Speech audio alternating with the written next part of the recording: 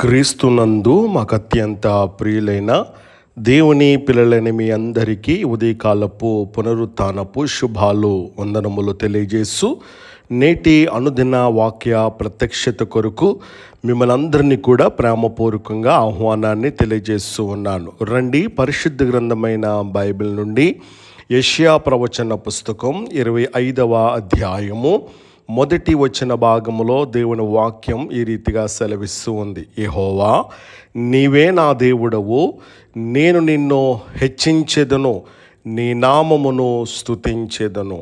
యెహోవా, నీవే నా దేవుడవు, నేను నిన్ను హెచ్చించెదను, నీ నామమును స్తుతించెదను. ప్రభునందు ప్రియ దేవుని బిడ్డలారా, చదవబడినటువంటి లేఖన భాగాన్ని మనము జాగ్రత్తగా పరిశీలించగలిగినట్లయితే కొన్ని ఆత్మీయమైన సత్యాలు మనం నేర్చుకోవడానికి మనం ప్రయత్నం చేద్దాం. మన జీవితంలో చాలాసార్లు పరిస్థితుల్లో దేవునిని ప్రశ్నించమంటాయి. కన్నీళ్ళు దేవుడు ఎక్కడా అని చెప్పేసి అడుగుతూ ఉంటాయి. శత్రువులు నీ దేవుడు ఏం చేశాడు అని ఎగతాళి చేస్తారు. కానీ యెషయా భక్తుడు ఇలా అంటూ ఉన్నాడు, ఏ పరిస్థితి వచ్చినా నేను నిన్ను హెచ్చించెదను. ఇది సాధారణ స్తుతి కాదు, ఇది విజయానంతరం స్తుతి కాదు, ఇది విశ్వాసపు స్తుతి. ఇది తుఫాను మధ్యలో వచ్చినటువంటి ఆరాధన అనేటువంటి విషయాన్ని, సత్యాన్ని మనం గమనించాలి. ఇక్కడ యెషయా భక్తుడు అంటూ ఉన్నాడు, యెహోవా నీవు నా దేవుడవు. యెషయా భక్తుడు ఎలా అనలేదు, దేవుడు అని అనలేదు. ఏమంటా ఉన్నాడు, నీవు నా దేవుడవు అని చెప్పేసి అంటున్నాడు. అంటే దేవునితో వ్యక్తిగత సంబంధం ఉన్నవాడు నిజమైనటువంటి స్తుతి చేయగలడు. దావీదు కూడా చెప్పాడు కదా 23వ సంకీర్తనలో ఏమని, యెహోవా నా కాపరి. దావీదు ఒక కాపరి అనలేదు, ఏమంటా ఉన్నాడు, యెహోవా నా కాపరి అని చెప్పేసి అంటూ ఉన్నాడు. అలాగైతే కనుక ఈరోజున నీ యొక్క సంబంధం దేవునితో ఎట్లా ఉంది? ఈరోజు చాలామంది దేవుని గురించి తెలుసుకుంటున్నారు, కానీ కొద్ది మంది మాత్రమే దేవునిని వ్యక్తిగతంగా తెలుసుకుంటూ ఉన్నారు. అలాగైతే ఈ రోజున నీ సంబంధం ఆయనతో ఎలా ఉంది? ఇక్కడ దావీదంటే ఉన్నాడు కదా, నేను నిన్ను హెచ్చించెదను.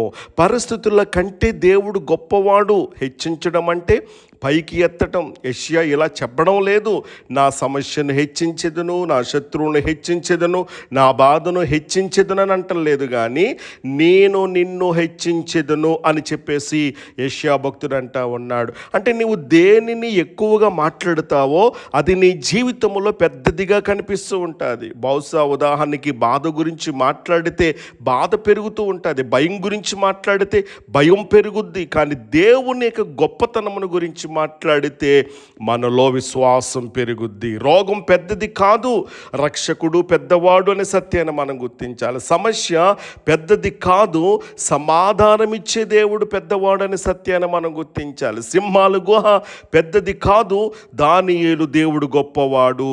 అగ్ని పెద్దది కాదు, అగ్నిలో నడిచే 4వ వ్యక్తి గొప్పవాడు అనేటువంటి సత్యాన్ని మనం గమనించవలసిన వారమై ఉన్నా. ఇంకెక్కడ భక్తుడు ఏమంటూ ఉన్నాడు, నేను నీ నామమును స్తుతించెదను అంటే నామములు ఏముందన్నమాట?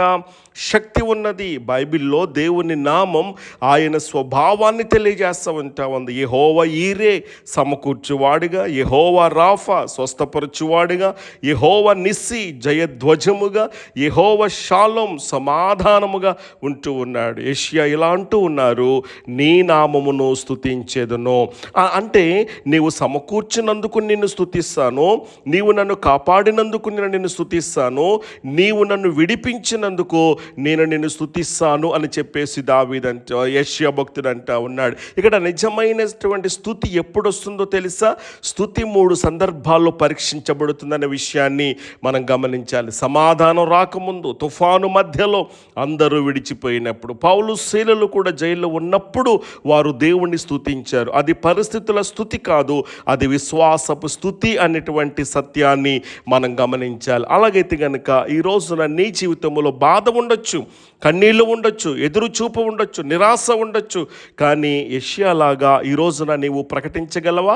ఈ దినపు యొక్క వాగ్దాన ప్రకారంగా, యెహోవా నీవు నా దేవుడవు, నేను నిన్ను హెచ్చించెదను, నీ నామమును స్తుతించెదనని గనుక నీవు చెప్పగలిగినట్లయితే, స్తుతి చేసే వ్యక్తిని శత్రువు ఆపలేడు. దేవునిని హెచ్చించేటువంటి వ్యక్తిని పరిస్థితుల్లో కోల్చలేవు అనేటువంటి సత్యాన్ని నేను మీకు జ్ఞాపం చేస్తూ ఉన్నాను. అలాగైతే ఈ దినాన ఈ రీతిగా నీవు చెప్పగలవా?